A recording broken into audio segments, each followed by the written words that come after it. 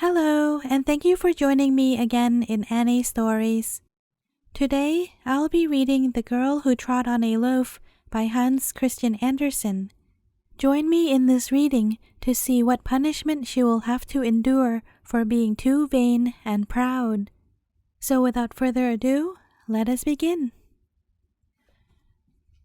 The Girl Who Trod on a Loaf.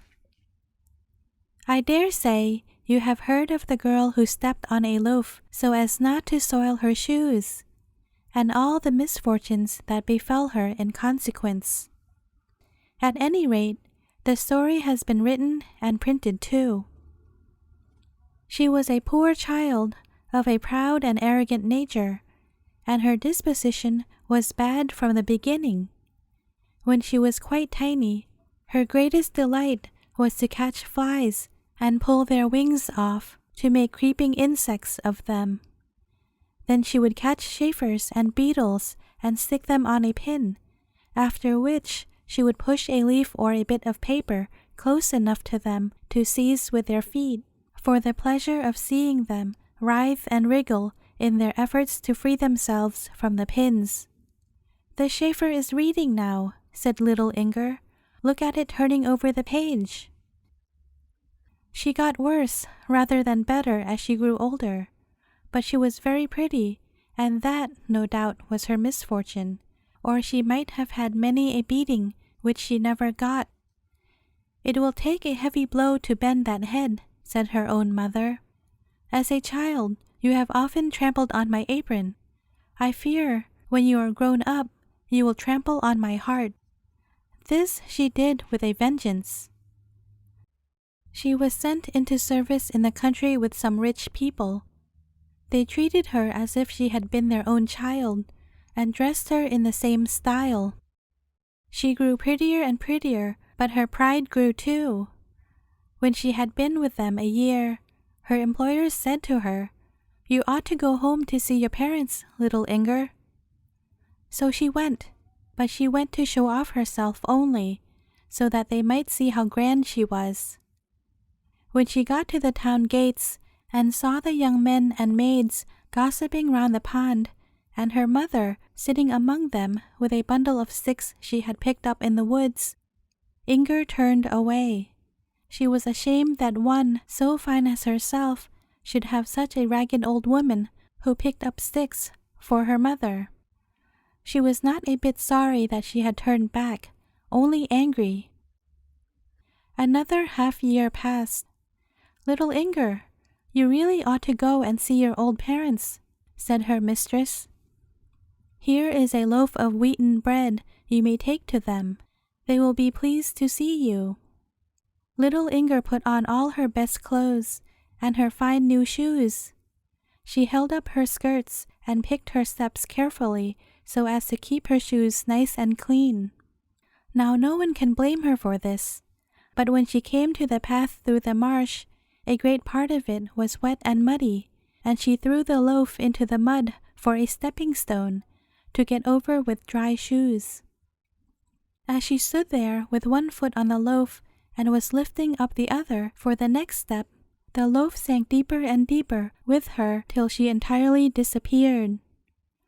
Nothing was to be seen but a black bubbling pool. Now this is the story. But what had become of her? She went down to the Marsh Wife, who has a brewery down there. The Marsh Wife is own sister to the Elf King, and aunt to the Elf Maidens, who are well enough known. They have had verses written about them and pictures painted, but all the people know about the Marsh Wife is that when the mists rise over the meadows in the summer, she is at her brewing. It was into this brewery that little Inger fell, and no one can stand being there long. A scavenger's cart is sweet compared to the Marsh Wife's brewery. The smell from the barrels is enough to turn people faint, and the barrels are so close together that no one can pass between them, but wherever there is a little chink, it is filled up with noisome toads and slimy snakes. Little Inger fell among all this horrid living filth. It was so icy cold that she shuddered from head to foot, and her limbs grew quite stiff. The loaf stuck fast to her feet, and it drew her down just as an amber button draws a bit of straw. The Marsh wife was at home. Old Bogey and his great-grandmother were paying her a visit. The great-grandmother is a very venomous old woman, and she is never idle. She never goes out without her work, and she had it with her today too. She was busily making gadabout leather to put into people's shoes, so that the wearer might have no rest. She embroidered lies and strung together all the idle words which fell to the ground to make mischief of them. Oh yes, old great-grandmother can knit and embroider in fine style. As soon as she saw little Inger, she put up her eyeglass and looked at her through it. "That girl has got something in her," she said. "I should like to have her as a remembrance of my visit. She would make a very good statue in my great-grandson's outer corridor." So Inger was given to her, and this was how she got to Bogey Land. People don't always get there by such a direct route, though it is easy enough to get there in more roundabout ways. What a never-ending corridor that was, to be sure. It made one giddy to look either backwards or forwards. Here stood an ignominious crew, waiting for the door of mercy to be opened, but long might they wait. Great fat sprawling spiders spun webs of 1,000 years round and round their feet, and these webs were like footscrews and held them as in a vice, or as though bound with a copper chain. Besides, there was such everlasting unrest in every soul, the unrest of torment. The miser had forgotten the key of his money chest. He knew he had left it sticking in the lock, but it would take far too long to enumerate all the various tortures here. Inger experienced the torture of standing like a statue with a loaf tied to her feet. "This is what comes of trying to keep one's feet clean," she said to herself. "Look how they stare at me." They did indeed stare at her. All their evil passions shone out of their eyes and spoke without words from their lips. They were a terrible sight. "It must be a pleasure to look at me," thought Inger, "for I have a pretty face and nice clothes." And then she turned her eyes to look at them. Her neck was too stiff. But oh, how dirty she had got in the Marsh wife's brewery. She had never thought of that. Her clothes were covered with slime. A snake had gotten among her hair and hung dangling down her back. A toad looked out of every fold in her dress, croaking like an asthmatic pug dog. It was most unpleasant. But all the others down here looked frightful too, was her consolation. Worse than anything was the terrible hunger she felt, and she could not stoop down to break a bit of bread off the loaf she was standing on. No, her back had stiffened, her arms and hands had stiffened, and her whole body was like a pillar of stone. She could only turn her eyes, but she could turn them right round, so as to look backwards, and a horrid sight it was. And then came the flies. They crept upon her eyes, and however much she winked, they would not fly away. They could not, for she had pulled off their wings and made creeping insects of them. That was indeed a torment added to her gnawing hunger. She seemed at last to be absolutely empty. "If this is to go on long, I shan't be able to bear it," said she. But it did go on, and bear it she must. Then a scalding tear fell upon her forehead. It trickled over her face and bosom, right down to the loaf. Then another fell, and another, till there was a perfect shower. Who was crying for little Inger? Had she not a mother on earth? Tears of sorrow shed by a mother for her child will always reach it. But they do not bring healing. They burn and make the torment 50 times worse. Then this terrible hunger again, and she, not able to get at the bread under her feet. She felt at last as if she had been feeding upon herself, and had become a mere hollow reed which conducts every sound. She distinctly heard everything that was said on earth about herself, and she heard nothing but hard words. Certainly her mother wept bitterly and sorrowfully, but at the same time she said, "Pride goes before a fall. There was your misfortune, Inger. How you have grieved your mother." Her mother and everyone on earth knew all about her sin, how she had stepped upon the loaf and sunk down under the earth, and so was lost. The cowherd had told them so much. He had seen it himself from the hillock where he was standing. "How you have grieved your mother, Inger," said the poor woman. "But then, I always said you would." "Oh, that I had never been born," thought Inger then. "I should have been much better off. My mother's tears are no good now." She heard the good people, her employers, who had been like parents to her, talking about her. She was a sinful child, they said. She did not value the gifts of God, but trod them underfoot. She will find it hard to open the door of mercy. "They ought to have brought me up better," thought Inger. "They should have knocked the nonsense out of me if it was there." She heard that a song had been written about her and sung all over the country. The arrogant girl who had trod on a loaf to keep her shoes clean. That I should hear that old story so often and have to suffer so much for it, thought Inger. "The others ought to be punished for their sins too," said Inger. "There would be plenty to punish. Oh, how I am being tormented." And her heart grew harder than her outer shell. "Nobody will ever get any better in this company, and I won't be any better. Look how they are all staring at me." Her heart was full of anger and malice towards everybody. Now they have got something to talk about up there. Oh, this torture. She heard people telling her story to children, and the little ones always called her a wicked Inger. She was so naughty that she had to be tormented. She heard nothing but hard words from the children's mouths.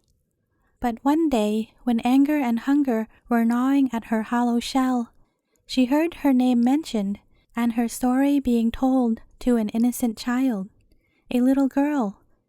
And the little creature burst into tears at the story of proud, vain Inger. "But will she never come up here again?" asked the child, and the answer was, "She will never come up again. But if she was to ask pardon and promise never to do it again." "She won't ask pardon," they said.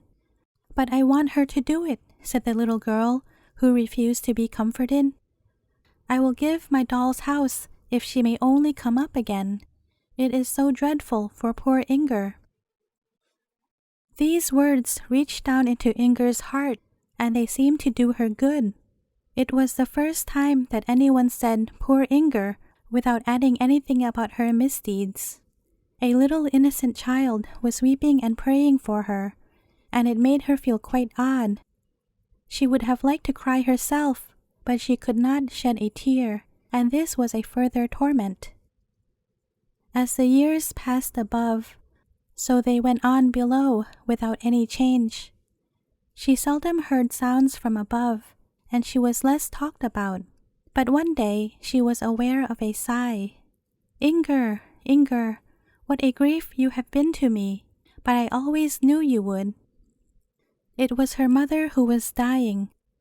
Occasionally, she heard her name mentioned by her old employers, and the gentlest words her mistress used were, "Shall I ever see you again, Inger? One never knows whither one may go." But Inger knew very well that her good, kindly mistress could never come to the place where she was. Again a long bitter period passed. Then Inger again heard her name pronounced, and saw above her head what seemed to be two bright stars. They were in fact two kind eyes which were closing on earth. So many years had gone by since the little girl had cried so bitterly at the story of poor Inger, that the child had grown to be an old woman whom the Lord was now calling to himself. In the last hour, when one's whole life comes back to one, she remembered how as a little child she had wept bitter tears at the story of Inger. The impression was so clear to the old woman in the hour of death that she exclaimed aloud, "O Lord, may I not, like Inger, have trodden on thy blessed gifts without thinking, and may I not also have nourished pride in my heart, but in thy mercy thou didst not let me fall. Forsake me not, now in my last hour." The old woman's eyes closed, and the eyes of her soul were opened to see the hidden things, and as Inger had been so vividly present in her last thoughts, she saw now how deep she had sunk, and at the sight she burst into tears. Then she stood in the kingdom of heaven as a child, weeping for poor Inger. Her tears and prayers echoed into the hollow, empty shell which surrounded the imprisoned, tortured soul, and it was quite overwhelmed by all this unexpected love from above. An angel of God weeping over her. Why was this vouchsafed to her? The tortured soul recalled every earthly action it had ever performed, and at last it melted into tears in a way Inger had never done. She was filled with grief for herself. It seemed as though the gate of mercy could never be opened to her, but as in humble contrition she acknowledged this. A ray of light shone into the gulf of destruction. The strength of the ray was far greater than that of the sunbeam which melts a snowman built up by the boys in the garden, and sooner, much sooner, than a snowflake melts on the warm lips of a child, did Inger's stony form dissolve before it, and a little bird with lightning speed winged its way up to the upper world. It was terribly shy and afraid of everything. It was ashamed of itself and afraid to meet the eye of any living being, so it hastily sought shelter in a chink in the wall. There it cowered, shuddering in every limb. It could not utter a sound, for it had no voice. It sat for a long time before it could survey calmly all the wonders around. Yes, they were wonders indeed. The air was so sweet and fresh. The moon shone so brightly. The trees and bushes were so fragrant. And then the comfort of it all, its feathers were so clean and dainty. How all creation spoke of love and beauty. The bird would gladly have sung aloud all these thoughts stirring in its breast, but it had not the power. Gladly would it have caroled as do the cuckoos and nightingales in summer. The good God, who hears the voiceless hymns of praise, even of a worm, was also aware of this psalm of thanksgiving trembling in the breast of the bird, as the psalms of David echoed in his heart before they shaped themselves into words and melody. These thoughts and these voiceless songs grew and swelled for weeks. They must have an outlet, and at the first attempt at a good deed, this would be found. Then came the holy Christmas feast. The peasants raised a pole against a wall, and tied a sheaf of oats on the top, so that the little birds might have a good meal on the happy Christmas day. The sun rose bright and shone upon the sheaf of oats, and the twittering birds surrounded the pole. Then from the chink in the wall came a feeble tweet, tweet. The swelling thoughts of the bird had found a voice, and this faint twitter was its hymn of praise. The thought of a good deed was awakened, and the bird flew out of its hiding place. In the kingdom of heaven, this bird was well known. It was a very hard winter, and all the water had thick ice over it. The birds and wild creatures had great difficulty in finding food. The little bird flew along the highways, finding here and there, in the tracks of the sleighs, a grain of corn. At the baiting places, it also found a few morsels of bread, of which it would only eat a crumb, and gave the rest to the other starving sparrows, which it called up. Then it flew into the towns and peeped about. Wherever a loving hand had strewn breadcrumbs for the birds, it only ate one crumb and gave the rest away. In the course of the winter, the bird had collected and given away so many crumbs of bread that they equaled in weight the whole loaf which little Inger had stepped upon to keep her shoes clean. When the last crumbs were found and given away, the bird's gray wings became white and spread themselves wide. "A tern is flying away over the sea," said the children who saw the white bird. Now it dived into the sea, and now it soared into the bright sunshine. It gleamed so brightly that it was not possible to see what became of it. They said it flew right into the sun. The end. Thank you for listening, and I hope you enjoyed this story. Please stay tuned for the next tale tomorrow, as I am uploading daily.